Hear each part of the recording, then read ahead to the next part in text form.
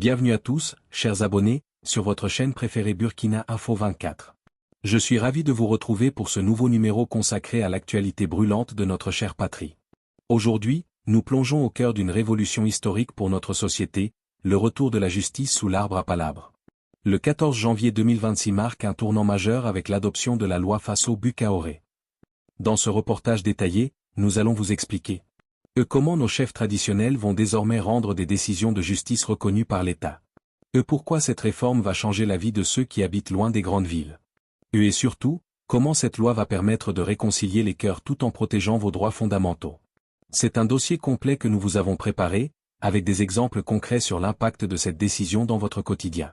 Mais avant d'entrer dans le vif du sujet, donnez-nous un petit pouce bleu juste en bas de la vidéo pour encourager notre travail et la visibilité de l'information burkinabé. Et si ce n'est pas encore fait, abonnez-vous immédiatement et activez la cloche pour rester scotché et ne rien manquer de nos prochaines mises à jour. Vous êtes prêts? Alors, on commence tout de suite. Par une décision historique ce 14 janvier 2026, le Burkina Faso a officiellement brisé les chaînes d'un héritage colonial judiciaire jugé trop rigide. En adoptant la loi Faso Bukaoré, l'Assemblée législative de transition, ALT, ne se contente pas de voter un texte. Elle redonne ses lettres de noblesse à une justice de proximité, là où le droit moderne avait échoué à s'imposer. Plongé au cœur d'une révolution qui replace le chef de village au centre de la paix sociale. Le constat d'une justice étrangère. Pour comprendre l'importance de ce texte, il faut s'éloigner des bâtiments de marbre de Ouagadougou.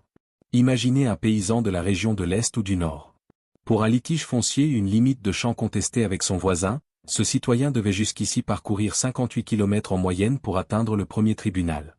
Une fois sur place, il se retrouvait face à des magistrats en robe, s'exprimant dans un français juridique technique, appliquant des codes inspirés de l'Europe. Comme le souligne le ministre de la Justice, Maître Edasso Rodrigue Bayala, ce système était devenu un luxe inabordable et une énigme intellectuelle. Le résultat? Une méfiance croissante et un sentiment d'abandon. Le Faso Bukaoré vient corriger cette anomalie en légitimant ce qui existait déjà dans l'ombre. 95% des litiges étaient déjà réglés officieusement par les autorités coutumières, mais sans aucune protection légale. La vie quotidienne sous le signe du Faso Bukaoré. Concrètement, qu'est-ce que cela change pour le Burkinabé moyen? Prenons l'exemple d'une dispute de voisinage qui s'envenime dans un village. Avant la loi, les deux parties s'épuisaient en frais d'avocat et en transport coûteux. Le verdict tombait des mois plus tard, souvent perçu comme injuste par l'un des deux camps, brisant définitivement les liens sociaux entre les familles. Avec le Faso Bukaoré, le litige est porté devant le chef de terre ou le chef de village. Sous l'arbre à palabres, les anciens écoutent, interrogent et réconcilient. La décision rendue a désormais une force exécutoire. Si le chef décide d'une réparation symbolique ou d'un pardon public, la justice d'État reconnaît cet acte comme définitif. L'innovation majeure réside dans la passerelle entre les deux mondes. Un juge de tribunal classique peut désormais, s'il sent que le dossier est purement communautaire, le renvoyer vers les instances traditionnelles. C'est une reconnaissance que la loi écrite ne peut pas tout régler, surtout quand il s'agit de préserver la cohésion d'un village. Une justice de réparation, pas de répression. Il est crucial de noter que cette réforme n'est pas un retour à l'arbitraire. La loi fixe des lignes rouges très claires pour protéger les citoyens. Pas de prison, seul l'État peut priver un homme de sa liberté. Les chefs traditionnels ne peuvent pas emprisonner. Pas d'amende financière. Pour éviter les abus de pouvoir, les sanctions financières restent du domaine du droit pénal classique. L'œil du procureur, le procureur général garde un droit de regard.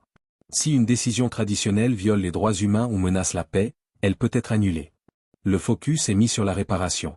En matière pénale mineure, plutôt que d'envoyer un jeune en prison pour un petit larcin, ce qui risque de le radicaliser ou de gâcher son avenir, le procureur peut demander une médiation traditionnelle. Le jeune pourrait être condamné par ses pairs à des travaux d'intérêt général pour la communauté, une méthode bien plus efficace pour la réinsertion. Un enjeu de souveraineté nationale. Au-delà de l'aspect pratique, le Faso Bukaoré est un symbole politique fort. C'est une affirmation de l'identité burkinabé. En nommant cette loi ainsi, le Burkina Faso envoie un message, sa justice doit lui ressembler. Elle doit parler ses langues, respecter ses ancêtres et valoriser son sens inné du dialogue. Le ministre Bayala l'a rappelé avec force, la complémentarité est la clé. Ce n'est pas un système contre un autre, mais deux bras d'un même corps travaillant pour le grand bonheur du peuple. Conclusion, vers une paix durable? En formalisant la justice traditionnelle, le Burkina Faso fait le pari de la confiance. En rapprochant le juge du justiciable, le pays espère désengorger ses tribunaux, réduire la corruption, surtout, Éteindre les petits conflits avant qu'ils ne deviennent de grandes tragédies. C'est une page qui se tourne, celle d'une justice importée, pour laisser place à une justice héritée, désormais inscrite dans la loi de la République.